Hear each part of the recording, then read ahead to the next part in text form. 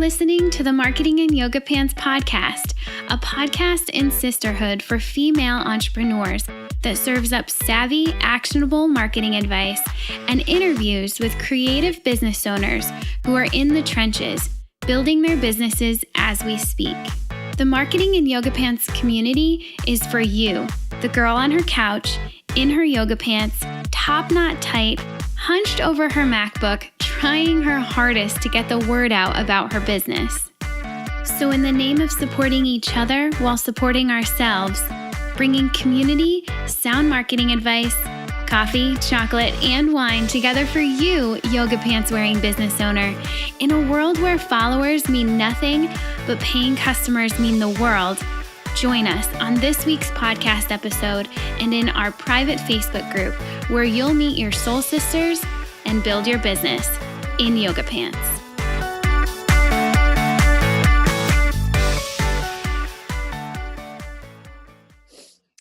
Welcome back to another episode of the Marketing in Yoga Pants podcast.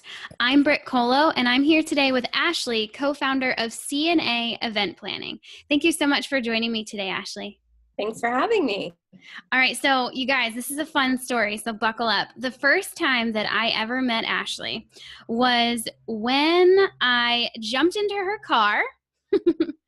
On the way, we were heading to the Philadelphia airport to fly out and spend the next 4 days in Texas.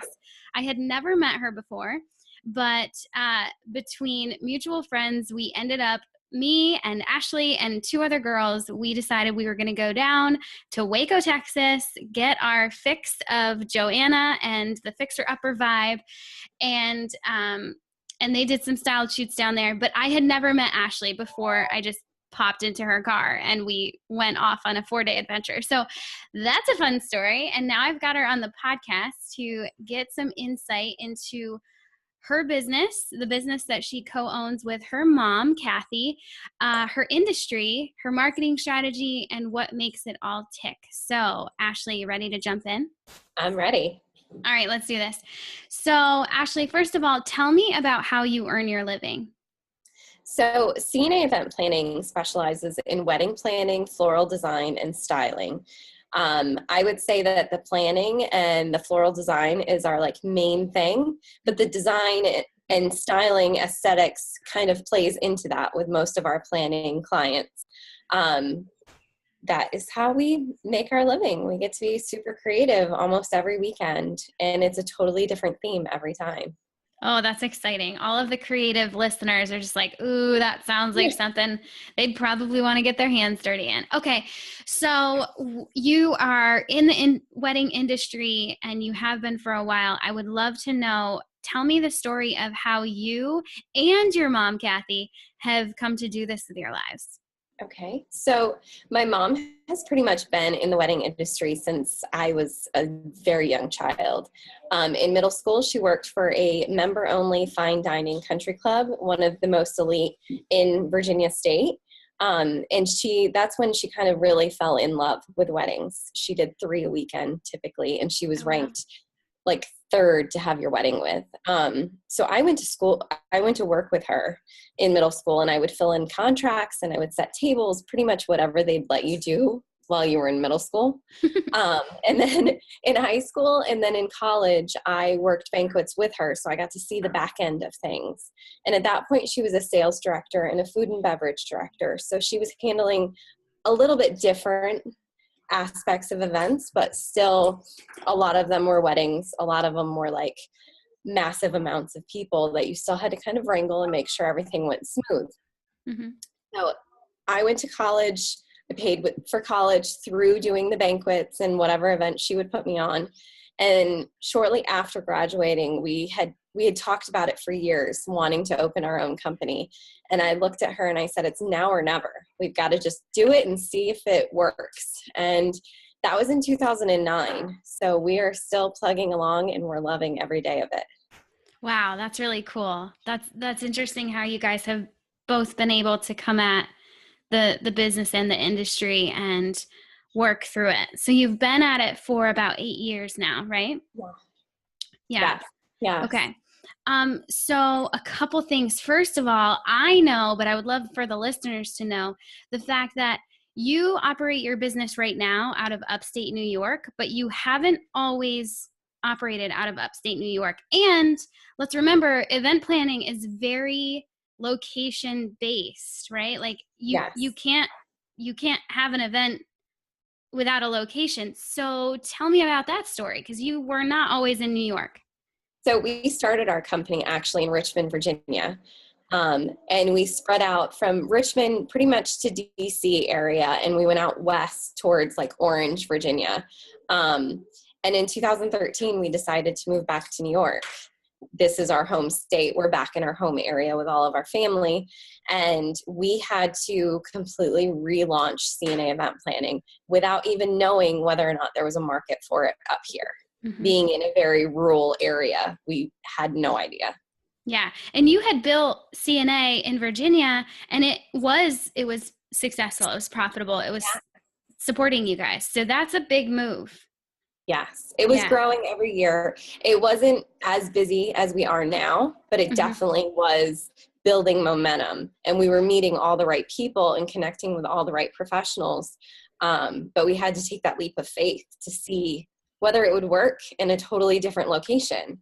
Mm-hmm. And it took a couple years. It wasn't until 2015 that we were really fully booked. Mm-hmm. And that's when in 2014, late 2014, we added florals. So we kind of kept building more and more into our services. Mm-hmm. And that was really the ultimate choice for us. It works for our brides. Right. And you do it so beautifully. I've seen it. So that's awesome. That helps too. Okay. So tell me about the differences of how did you get your first couple of paying clients in Virginia? And then take me to, how did you get your first couple of paying clients after you had transitioned and moved up to New York? What did that look like? A lot of our clients, for the most part, have come from word of mouth. Early on, we were told by, actually, it was a marketing guru, kind of like yourself. She had told us to connect the dots. The more people you meet with, the more people are going to talk about you, and the more people are going to want to know you. Mm-hmm. So we took that. We would meet with anyone that would meet with us. We had a lot of coffee and a lot of like tea for my mom because she's not the coffee. But we would pretty much try to get in front of anyone that we could. And a lot of people that I've talked to, they try starting out to meet with like 4 people a week. And that really was what worked for us. We wanted to tour venues and get to know venues. And we always like post about it on our social media so that people know that we're not just sitting in our office. Like we're out trying to meet people, see new places, get inspired. And we're constantly trying to build if we can. Awesome. And so let's take it to today. I already know that you're getting most of your brides, your couples from word of mouth, correct? Yes, we are. But it's interesting because you are in a rural area in upstate New York. Where are your brides coming from? Are they local brides or are they not local brides? No, they're not local. Most of them have come either this year, at least, have come from New York City, Massachusetts, New Jersey. We have a couple in California. We've had previously Texas, Iowa, several different states. Most of it is word of mouth, but they are finding us on Google based on previous weddings that we have done. Whether we've either been tagged by the venue or someone, the photographer or somebody, or it's been a blog post that we have put out there that's tagged like that location. Interesting. Okay. So take me in to that strategy, because that's a whole other thing. That's a whole other thing from word of mouth. Take me into the strategy of branching out from just connecting with local vendors and getting word of mouth locally going to now you are creating an online presence so people from basically anywhere could find you and hire you. How do you do that? Take me into the nitty-gritty a little bit. So what I do is typically after a meeting, it's as simple as I get on Facebook and I thank that vendor or location for letting me come out and take a little bit of their time, because I truly appreciate anyone's time that they're willing to give to me. And then depending on what I have done, whether I've actually done like a style shoot there or if it's just been a meeting, if it's just been a meeting, I don't typically blog about it unless it's like a full-on day tour where I've seen numerous places. But when I've done like a style shoot or it's a place I'm inspired by, I will blog about it. Quite often though, I wait to blog until I've done something there, or there's been a conversation that has sparked me wanting to talk about something further. Right. Awesome. Okay. So now you just mentioned styled shoots. For anyone not in the wedding industry, because I didn't know anything about these things until a few months ago when I started getting involved in our Rising Tide Society group, and so many photographers, so many wedding professionals, and they were talking about these styled shoots. Well, what the heck is this thing? And so I figured it out finally, and it's where vendors in the same niche, often the wedding industry, they will get together and put on a styled wedding so they can take photos and show off each other's skills. It's an awesome example of community over competition, and oftentimes, and it's an amazing way to showcase not only one vendor's talent, but so many vendors' talents at once. I was just involved in a styled shoot. I put it together for a venue that I market for, and had so many people involved in that. And that was just so much fun to watch these creatives come together and just see, oh man, just see and feel all the creative energy and where that can go. How that works for everyone is that when you're a vendor involved in a styled shoot, you then will be able to use any and all of the photos that were taken at that shoot in your own marketing strategy. Anything that you put out, social media, blog posts, anything that you do, you can use those photos. So it's a great portfolio builder as well. And now that we're on that subject, can you tell me about your recent highlight of the year? I feel like your styled shoot that just got published.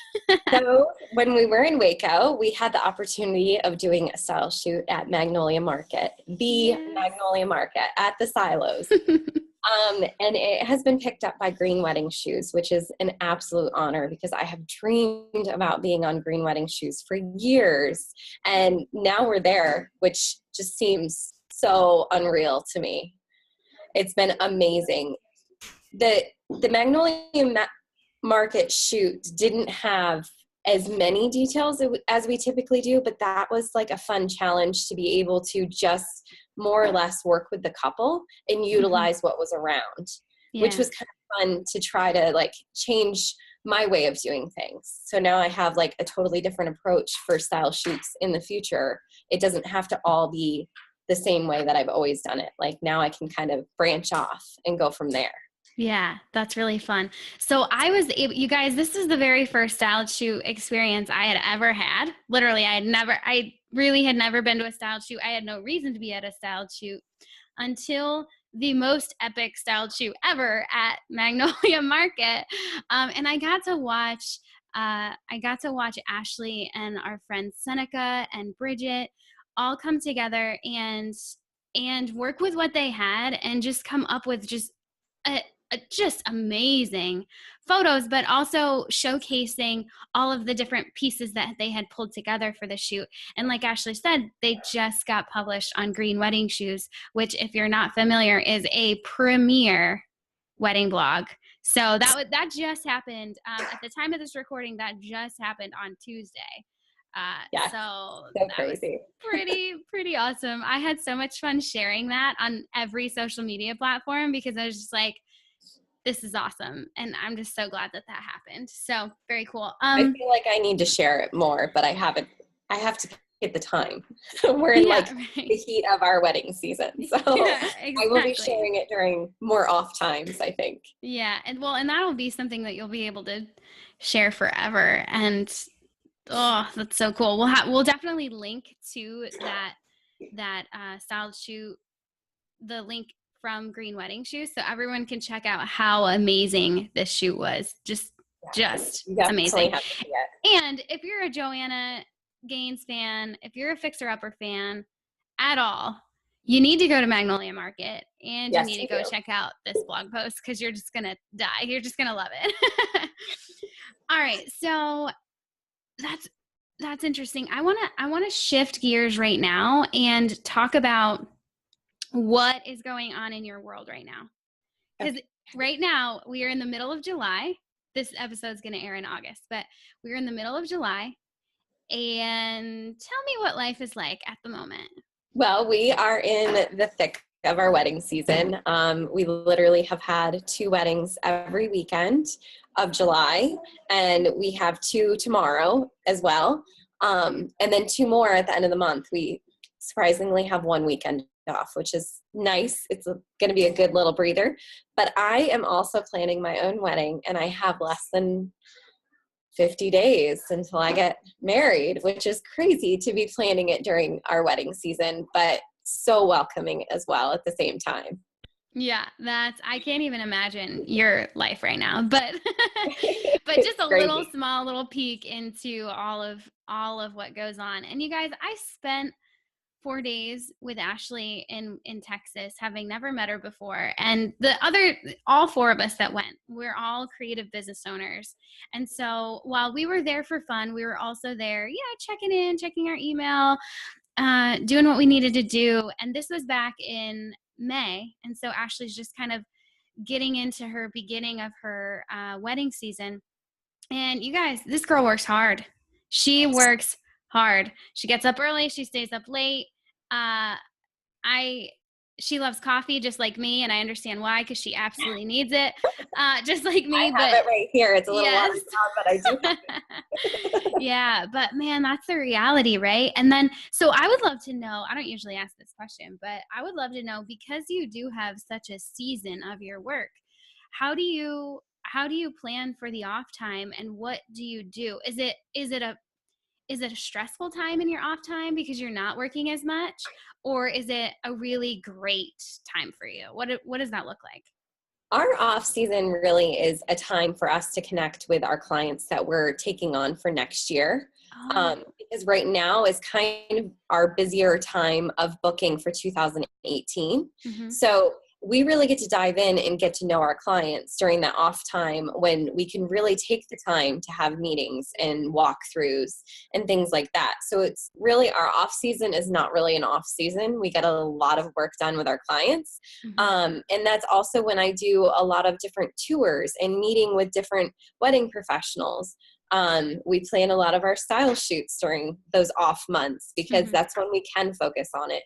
But it's really not the off season. We do a lot of behind the scenes stuff, and it's mostly just getting to know our clients, because at the end of the day, that's what fuels our business. And so many of our clients are friends after the process. Like, I get misty-eyed saying goodbye to them, because I'm like, this chapter's over. Like, when do I get to talk to you again? Yeah. When am I going to know what's going on in your life? But luckily, we're friends with a lot of them, either on Instagram or on Facebook. So I get to see, like, if they're having babies or if they've moved. Like, I get to kind of still be part of their life, but kind of at arm's length. At least. Yeah. Oh, that's good. That's really cool. I guess I hadn't really thought about that, but that makes so much sense, because if I've learned anything, it's that you and your mom really take the time to understand exactly what your clients, what your couples are going to need on that day. And it seems like the experience that you provide is just top notch, which makes sense that you just dive in that quote unquote off season. So that's really cool to hear about. Okay, so I'm going to ask you some quick questions. They really don't have a whole lot to do about business, but I would just love to know, favorite place you've ever traveled to, other than Waco, obviously. I don't know. Oh my goodness. Waco is kind of my top spot. I haven't traveled as much as I want to. I'm getting ready to travel to Tennessee late September, so I'm really looking forward to that. But I do really like Florida during like the off months, not during the thick of the summer. Like, that's way too hot for me. Yeah. But I really loved Charleston. I really love Savannah. Those are two of like the main places that I really, really enjoyed being at. Southern hospitality at its finest. Oh yeah, you were talking about you want to go back to Savannah, right? Yes. Let's Savannah tell. or even Charleston. Like Savannah would be really cool. The Spanish moss, like hanging down. Like Yeah. how cool would that be? Yeah, I agree. And For all a the style food. shoot, I'm coming. Let's tell the story. I didn't even think about going here, but let's tell the story of how we went to Waco, because I think it was a unique experience for all four of us that went. And now that I don't know about you, but now that I have done it, I'm continuing to think like, why don't more people do this? Like that was awesome. That was such a highlight of I think all of our years. So okay, so this is how this came about. I one day was like, Joanna Gaines is amazing. I love her. Maybe I want to go to Magnolia Market. So that was my thought. That was my brilliant idea. And I realized, like I don't really have anybody that would want to go with me, and I wouldn't want to go by myself. And I was with our mutual friend Seneca Lewis, and she's a photographer, a wedding photographer, and we were doing the photo shoot for Marketing and Yoga Pants that day. We got together and she was doing my shots for that. And it was at the end of the shoot and I just was like, Seneca would be kind of cool, like to go to Magnolia Market. Maybe I'll just ask her if she wants to go. So I did. And she was like, wait, yeah, I want to go. And then I don't know, later, I don't know, Sen is much more social than I am. And so she posted it in our local chapter's Rising Tide Society group and would just opened it up to everybody. Hey, does anybody else want to go? We can get an Airbnb and fill a house, whatever. And two other people jumped in. Ashley was one of them. Bridget was the other. And we all got on a Zoom call one day and booked all of our flights. And then a couple weeks later, we all hopped in Ashley's car. Like that's how silly this was. But you guys. And I had literally never met any of you. Yeah. I was going on a whim and hoping it went really well. And now you were just published in Green Wedding Shoes. I know. Because you went to Waco. Unreal. I still really can't even believe that happened. But I love this whole business owning thing and just being in charge of your schedule, because we could do that. Like we could and just went and did it. And in the beginning, I thought we were just going to go for fun, right? But then you guys put together a couple styled shoots, and yeah, then that just took it to the next level. It's amazing. Okay, so all right, that was fun story time. Next question. What is your favorite way to learn? Do you like to listen? Do you like to read? How do you learn best? It's kind of a mixture. I really like listening, doing different webinars. I'm getting ready to do a planner intensive webinar, but I also like to read blog posts, like what other people have found to be useful. Like if I can take any little tidbit and kind of make it work for me, I will try it. I also really like to read when I have the chance, but with a 5-year-old, it's a little difficult too. Yeah. Yeah, I'm sure. Now, next question. At the stage your business is in right now, if you could pick anything, what would you love to outsource? Oh, I don't know. I kind of like having my hand in a lot of it. It's the type A in me. I can't. Yeah. I think probably some of the social media stuff I would love to be able to outsource at some point. Mm-hmm. I've outsourced my bookkeeping kind of things a little bit. I still do a little bit of the work, but I am able to hand it over as well. Mm-hmm. And I outsourced the website this year. That was a big leap, but I had someone else do it for me. And that was the best decision because I was able to pull out different aspects of our brand and make it happen on our website. Without actually doing it and getting bogged down by all the little details. And I don't know if I would have picked up on those certain different aspects that our designer picked up on without going through that process, because I had to really dig deep and answer questions and think about what we truly wanted and where we want to head. So I definitely believe that there's certain aspects of your business you should outsource so that you can be a better business owner. I just don't know if we're ready to outsource anything else. Yeah. So it sounds like that web design experience was a pretty good one. It was. Allie B Designs was amazing. She was super helpful, and I actually found her through Rising Tides, which is great. But I just happened to post about looking for a web designer, and she was one of the first that commented, and we really just kind of connected through email, and then we jumped on a few calls, and it was the right fit for us. Like, I was able to send her any of my crazy ideas, and she made sense of it all. Awesome. So Allie, you're a rock star, and we will link over to you in the show notes. Free marketing. You get it, girl. She's out in Nebraska, so it's totally like different area, but she's awesome. I love online. I love the online world. That's how it works. Okay, cool. Next one. Because you're a partner with your mom in your business, what are you guys very similar? Are you different? Yeah, tell me about that dynamic. I'm really interested. So we are similar in some ways, but I feel like we are very different, and we know each other's strong points. My mom is more of a visual person. She can look at a room or a tent, and she can tell how things are supposed to be set up, like where the flow will work the best. I'm obviously the more type A, so I do the itinerary. I do all the confirmations. I'm more of the behind the scenes kind of person, and that's where I thrive. So we kind of offload each task to one another depending on our strong points. She definitely will dive in and do a lot of the walkthroughs for me because she can visualize it. I'm more of like, I have to see it like on a map and be able to tell like how it's going to work. So we're definitely two different people. I'm very much like her mother. I act a lot like my grandmother used to. So she calls me Jean sometimes when I'm getting a little bit grumpy.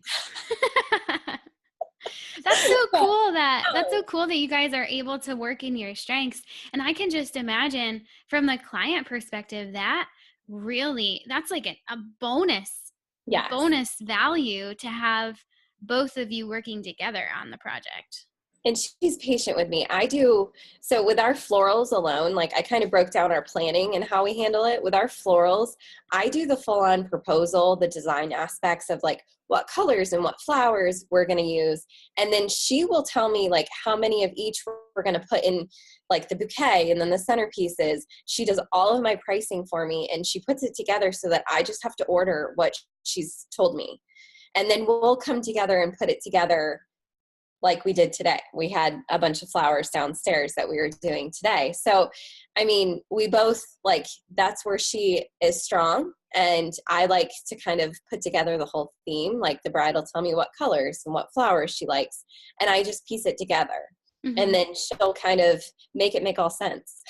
Because I love that. Sometimes my document that I send her doesn't make all that sense, but we talk it through and she will make it work for us. That's so much fun. Take me into the decision of bringing florals into your wedding planning business. So when we were in Virginia, we worked with some amazing floral designers, and we learned a lot from them. And that's actually where we started doing all the style shoots, and we learned like how much you could grow from them. So when we moved to New York, we knew that we needed to do a style shoot to kind of get our name out there, show people what we're capable of doing. And we tried, and we didn't love the experience with the flowers. It wasn't exactly what we were looking for. So we knew we needed to do something about it because we were used to having a certain expectation, and we hadn't found anyone in our rural area that could do that at that point in time. So we decided to start researching and find a distributor that could deliver to us. And we've just, over the years, it's been a lot of trial and error. We know a lot of the different flowers that work for us and work for like the designs that we put together, and we go from there. Like, just making it happen. Like, yeah, okay, it doesn't exist we the way watched a that, lot of YouTube. yeah. We've read a lot of stuff on Pinterest. Like, I mean, we've done all the education that we needed to do to kind of learn how to be better at things. Yeah. And it's still, I mean, we still find like there's certain things like this year we've incorporated a lot of different herbs and things to help with bugs. A lot of our weddings are outdoors. And if they're in like kind of a remote location, we want to tie in some of the different flowers or herbs that will kind of keep bugs at bay so that you don't have to be plastered in bug spray either. Right. I love how you just, you found it. Hey, nothing that exists at this moment in time is going to serve us well. And so we're going to make it happen. We're not going to let this get us down. We're just going to figure it out and we're going to do it ourselves. Love that. Love that attitude. That's why we're awesome. friends. And I like it. We don't require all of our brides to go with us for florals, but it definitely can make the experience a little bit more for them because we can tie in their entire theme all the way through. And it's guaranteed, like we'll guarantee that it will flow because we will know their wedding top to bottom. Right. But we still do plenty that don't do the flowers, and that's totally fine. We will work with anyone. Yeah. We're not opposed to working with other florists. Like there's just certain weddings that we can't take that on either. And we would tell the client if we can't actually take on what they're trying to accomplish with their florals. Right. Just smart business. I love it. Okay. One last question before we end. Looking back, what advice would you give yourself when you were first starting your business? To that girl on her couch, hunched over her MacBook, although I know we're still doing that to this day, but just trying to figure this out. What would you say to her? I think the thing that's been weighing heavily on me that I've read a lot of blog posts about is stop comparing yourself. Your chapter is totally different from someone else's. Like if you have this dream, keep chasing it, keep putting in the work and keep your chin up. You're going to have hard days, but the good days outweigh the hard days. You'll catch up on sleep eventually. Like you'll be fine. Drink another cup of coffee. Yeah, right. That's such good advice. Thank you so much for that. Okay. So before we go, could you please tell the listeners where they can find you online? You can find us at www.caeventplanning.com. And you can also find us on Facebook and Instagram at CA Event Planning. Perfect. We'll link it all up there. Okay, so you heard her, girls. Go check her out, send her some love, and then hop into our private Facebook group to hear even more from Ashley over the next few days.